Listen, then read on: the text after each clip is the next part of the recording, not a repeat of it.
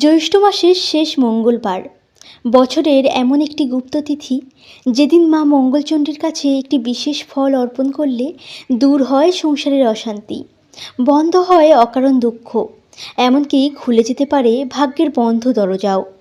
কিন্তু অধিকাংশ মানুষ জানেন না পূজা শেষে ওই ফলটি নিয়ে ঠিক কী করতে হয়, আর খিলি বানানোর সেই গোপন নিয়ম যেটি না জানলে পূজার পূর্ণ ফল পাওয়া যায় না। আজকের এই ভিডিওতে আমি আপনাদের জানাবো মা মঙ্গলচণ্ডী পূজার সম্পূর্ণ নিয়ম, পূজার উপকরণ, অত্যন্ত শক্তিশালী মন্ত্র আর সেই অলৌকিক খিলি তৈরির সম্পূর্ণ পদ্ধতি। নমস্কার। ওম ভাগবত বাসুদেবায় নমঃ। জয় শ্রীকৃষ্ণ। রাধে রাধে। হিন্দু শাস্ত্রে জ্যৈষ্ঠ মাসকে অত্যন্ত তেজস্বী ও অগ্নিময় মাস বলা হয়। এই সময় প্রকৃতির উত্তাপ যেমন বৃদ্ধি পায়, ঠিক তেমনই মানুষের জীবনে বাড়তে থাকে ক্লেশ, দুশ্চিন্তা ও অশান্তি। আর এই কারণেই জ্যৈষ্ঠ মাসের মঙ্গলবারগুলিতে বিশেষভাবে পূজিত হন মা মঙ্গলচণ্ডী। তিনি হলেন মায়ের সেই রূপ যিনি ভক্তের সমস্ত অমঙ্গল দূর করে মঙ্গল, শান্তি ও সমৃদ্ধি দান করেন। বিশেষ করে জ্যৈষ্ঠ মাসের শেষ মঙ্গলবারকে বলা হয় মা মঙ্গলচণ্ডীর মহামঙ্গল দিন। এই দিনে নিষ্ঠা ভরে পুজো করলে অভাব দূর হয়, দাম্পত্য কলহ কমে, সন্তানের বাধা দূর হয়, এমনকি বহুদিনের আটকে থাকা কাজও সফল হতে শুরু করে। মা মঙ্গলচণ্ডীর পূজার মাহাত্ম্য। লোকবিশ্বাস অনুযায়ী একসময় এক দরিদ্র ব্রাহ্মণ পরিবার চরম কষ্টে দিন কাটাচ্ছিল। সংসারে অন্ন ছিল না, রোগ শোক লেগেই থাকত।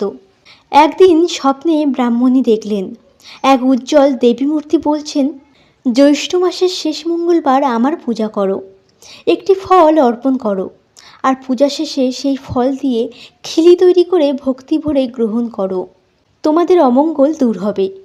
পরদিন থেকে তারা সেই নিয়ম পালন করেন। ধীরে ধীরে বদলে যেতে থাকে তাদের জীবন। এই কারণেই আজও বহু ঘরে জ্যৈষ্ঠ মাসের শেষ মঙ্গলবার মা মঙ্গলচণ্ডীর বিশেষ পূজা করা হয়। এখন জেনে নিন পূজার জন্য প্রয়োজনীয় সমস্ত উপকরণ। প্রথমে যে জিনিসটি অবশ্যই লাগবে, মা মঙ্গলচণ্ডীর একটি ছবি বা ঘট, একটি লাল কাপড়, সিঁদুর, হলুদ, আতপ চাল, ফুল, বিশেষ করে লাল জবা বা যে কোনো লাল ফুল, ধূপ, প্রদীপ, তুলসী পাতা, পান পাতা, সুপারি, কলা, নারকেল, মিষ্টি, গঙ্গাজল, আর সাথে 5 রকমের ফল, আর সবচেয়ে গুরুত্বপূর্ণ একটি সম্পূর্ণ ভালো ফল। অনেক জায়গায় আম অর্পণ করা হয়, আবার কোথাও কলা বা বেলফলও অর্পণ করা হয়। তবে শাস্ত্রমতে পাকা ও নির্ভেজাল ফল অর্পণ করাই শুভ। পূজার আগে কি করবেন? পূজার দিন সকালে ঘুম থেকে উঠে স্নান করে পরিষ্কার বস্ত্র পরুন। সম্ভব হলে লাল বা হলুদ রঙের পোশাক পরুন। এরপর বাড়ির পূজাস্থান পরিষ্কার করে একটি লাল কাপড় বিছিয়ে মা মঙ্গলচণ্ডীর ছবি বা ঘট স্থাপন করুন। পূজার সময় মন যেন শান্ত থাকে, কারো প্রতি রাগ বা হিংসা মনে রাখবেন না, কারণ মা মঙ্গলচণ্ডী ভক্তির শক্তিতেই প্রসন্ন হন। এবার বলি ঘট স্থাপনের নিয়ম। একটি পিতল বা মাটির ঘট নিন, তার মধ্যে পরিষ্কার জল, একটু গঙ্গা জল, একটি সুপারি এবং কয়েকটি আতপ চাল দিন। ঘটের মুখে আম পাতা রেখে উপরে একটি নারকেল বসান। এরপর সিঁদুর দিয়ে স্বস্তিক চিহ্ন আঁকুন। মনে মনে বলুন, হে মা মঙ্গলচণ্ডী, আপনি এই ঘটে বিরাজ করুন এবং আমার সংসারের সমস্ত অমঙ্গল দূর করুন। প্রদীপ জ্বালানোর গুরুত্ব। পূজার শুরুতেই একটি ঘিয়ের প্রদীপ জ্বালান। শাস্ত্রে বলা হয়েছে অন্ধকার দূর করার প্রতীক হলো প্রদীপ। যে ঘরে ভক্তি ভরে প্রদীপ জ্বলে সেই ঘর থেকে নেতিবাচক শক্তি দূরে থাকে। এখন জেনে নিন মায়ের অত্যন্ত শক্তিশালী মন্ত্র। জপ করুন ওং হ্রিং শ্রীং মঙ্গলচণ্ডিকায় নমঃ। এই মন্ত্রটি 108 বার জপ করলে মন শান্ত হয়, ভয় দূর হয় এবং সংসারে শুভ শক্তির প্রবেশ ঘটে। ফল অর্পণের বিশেষ নিয়ম, এটাই আসল বিষয়।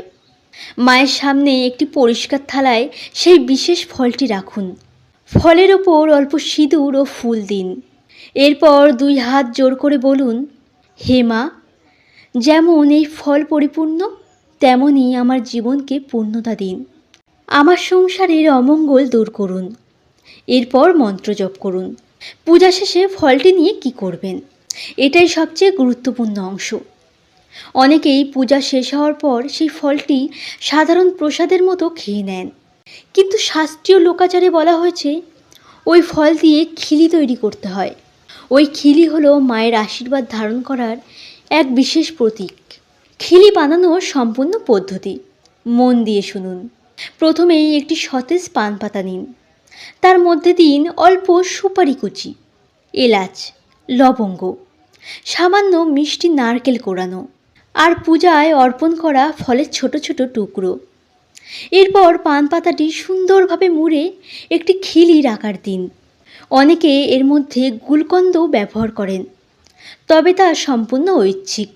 এরপর খিলিটি মা মঙ্গলচণ্ডীর সামনে রেখে বলুন, হে মা, আপনার আশীর্বাদে আমার জীবনে সুখ, শান্তি ও মঙ্গল আসুক। এবার জানুন খিলি কারা গ্রহণ করবেন। পূজা শেষে পরিবারের সদস্যদের মধ্যে ওই খিলি ভাগ করে দেওয়া হয়। বিশেষ করে গৃহবধূ, স্বামী, স্ত্রী এবং পরিবারের প্রবীণদের ওই খিলি গ্রহণ করা অত্যন্ত শুভ বলে মানা হয়।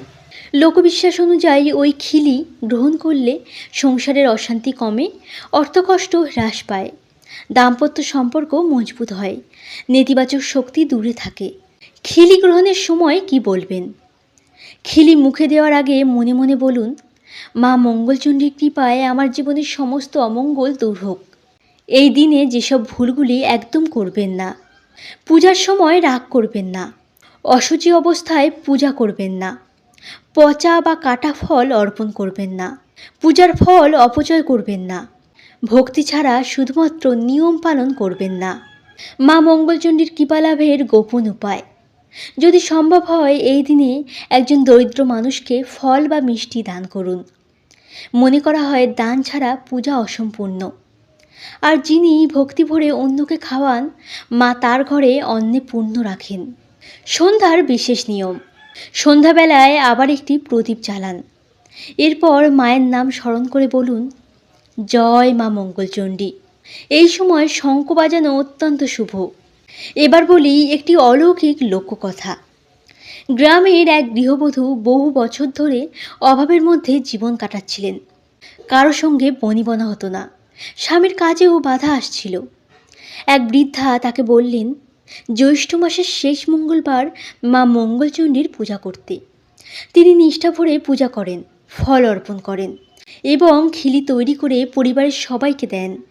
কিছুদিনের মধ্যে তাদের জীবনে আশ্চর্য পরিবর্তন আসতে শুরু করে। স্বামীর কাজের উন্নতি হয়, অশান্তি কমে যায় এবং সংসারের সুখ ফিরে আসে। ভক্তির আসল অর্থ মনে রাখবেন, শুধু নিয়ম নয়, ভক্তি হলো সবচেয়ে বড় শক্তি।